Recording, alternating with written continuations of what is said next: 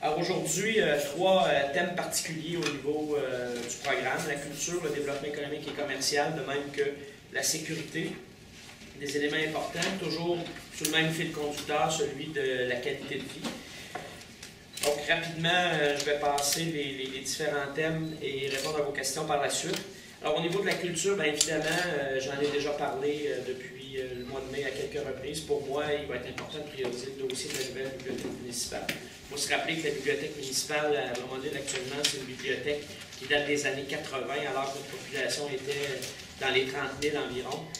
Ça a plus que doublé maintenant. On a la même bibliothèque. Il y a des problèmes aussi au bâtiment qui se sont révélés au cours de la dernière année en des travaux qui ont dû être faits. Donc, il faut prioriser ce projet-là. Évidemment, c'est conditionnel au financement, à la participation des autres paliers de gouvernement, qu'on passe au gouvernement provincial ou au gouvernement fédéral. C'est très, très important qu'on s'adjoigne la participation de ces gouvernements-là. Donc, il va falloir les convaincre, il va falloir continuer de faire avancer le dossier.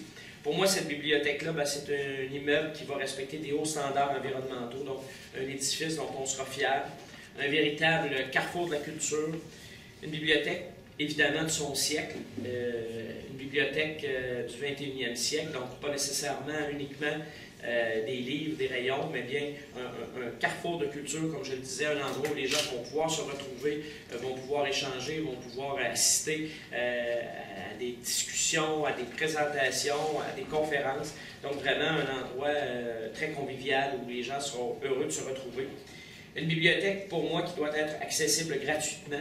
On sait qu'actuellement, ce n'est pas le cas dans notre bibliothèque municipale. Ce n'est pas le cas parce que si ça devenait gratuit, compte tenu de l'importance de la bibliothèque versus la population, ce serait impossible pour le personnel d'accueillir tout le monde.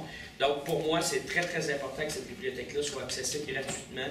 L'accès à la connaissance, à la culture, ça ne doit jamais être une question de portefeuille. Ça, je le répète depuis des mois et je vais continuer de le faire. Donc, dès qu'on sera en mesure de profiter de cette bibliothèque-là, les services devront être accessibles gratuitement à la population de Drummondville.